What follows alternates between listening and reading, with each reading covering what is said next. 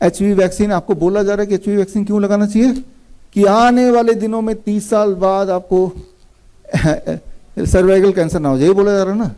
लेकिन आज से 20 साल 30 साल पहले जिन लोगों ने ये लगाया था तो उनको तो आज सर्वाइकल कैंसर नहीं होना चाहिए फिर। तो लेकिन ये सबूत आपको मैं दिखा रहा हूं, ये सबूत देखेंगे, ये 2006 का रिपोर्ट है, राइट, कि जो पहले जो लगाया था कुछ महीनों में ही उन लोगों में ही 44% सर्वाइकल कैंसर बढ़ गए। ये रहे सबूत कि उससे सर्वाइकल कैंसर कम नहीं हुआ और बढ़ गया, ये पहला सबूत। दूसरा, 27% मिसकैरेज बढ़ गया, ओवरी डैमेज बढ़ गया, राइट। क्यों?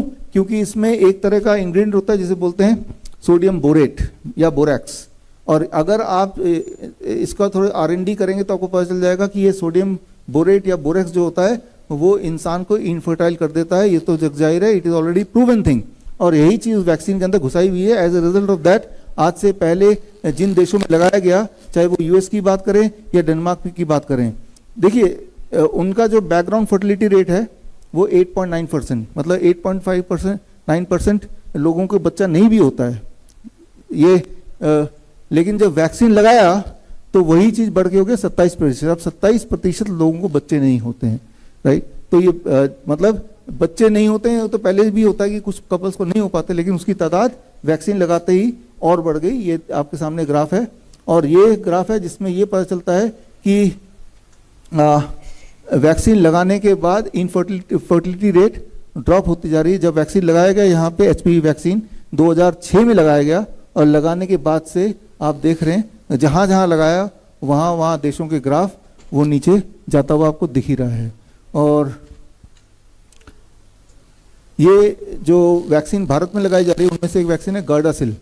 गर्डासिल का जो अपना उसका अगर पेपर पढ़ेंगे, उनके अपने वेबसाइट में पढ़ेंगे जाके, तो उसमें अगर या FDA के वेबसाइट में जाके पढ़ेंगे तो उसमें जो उसके साइड इफेक्ट लिखे हैं वो आपकी आंखों के सामने इतने हैं कि मैं अभी पढ़ ही नहीं सकता, पढ़ूंगा तो और चीज़ें हमारे टाइमलाइन में है। तो ये सारे उसके साइड इफेक्ट है।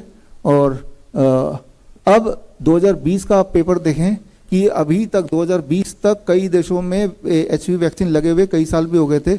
उन सारे डेटा को जब मिलाया तो क्या ये पाया गया कि एचपीवी वैक्सीन से वाकई में सर्वाइकल कैंसर कम हो गया?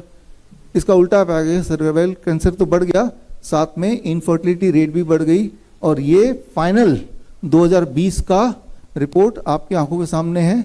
ये journal of royal society of medicine का 2020 का जर्नल देखेंगे तो ये सारा जो मैं बता रहा हूँ विश्वरूप.com/spv में जाएंगे तो ये सारा पेपर वगैरह सारे स्लाइड्स ये मिल जाएंगे आपको। ये तो थोड़े से स्लाइड ऐसे भरपूर और स्लाइड भी मिलेंगे जिससे आपको पता चल जाएगा कि अभी जो खेल चल रहा है, जबकि हम यहाँ बैठे हैं, इस वक्त हम बैठे हैं, इसी वक्त भारत के कई सारे स्कूलों में छोटे बच्चों को राइट नाउ यही वाला वैक्सीन लगाया जा रहा है, राइट नाउ, राइट। तो अब अगर सर्वाइकल कैंसर से आपको बचाव करना ही है तो क्या उसका कोई उपाय है? इस पे रिसर्च हुआ, और ये रिसर्च भारत पे हुआ, और ये रिसर्च पेपर है 2013 की, और उस रिसर्च से निकल के आया कि अगर हम अपने खाने और पीने को साफ सुथरा कर लें और न्यूट्रिशन को इम्प्रूव कर लें तो सर्वाइकल कैंसर या कोई और कैंसर के होने के चांसेस अपने आप खत्म हो जाते हैं। सर्वाइकल कैंसर जो है वो हाइजीन का कैंसर है। आप न्यूट्रिशन को ठीक कर लो, पानी को क्लीन कर लो, गंदगी हटा दो, तो ये नहीं हो सकता। ये रहा भारत के ऊपर ही जो किया गया था रिसर्च, वही मैं आपको दिखा रहा हूँ 2013 का। तो अगर सही मायने में इतनी चिंता है तो पानी को साफ करने की चिंता होनी चाहिए, खाना को साफ करने की चिंता होनी चाहिए, खाना पेस्टिसाइड फ्री होना चाहिए, खाने के अंदर पेस्टिसाइड ना हो इस बात की चिंता करनी चाहिए। That's be the main thing, है ना। तो जो कि गवर्नमेंट को करना चाहिए, या अगर गवर्नमेंट नहीं कर रही तो फिर अब कौन करेगा? अब हमें करना चाहिए।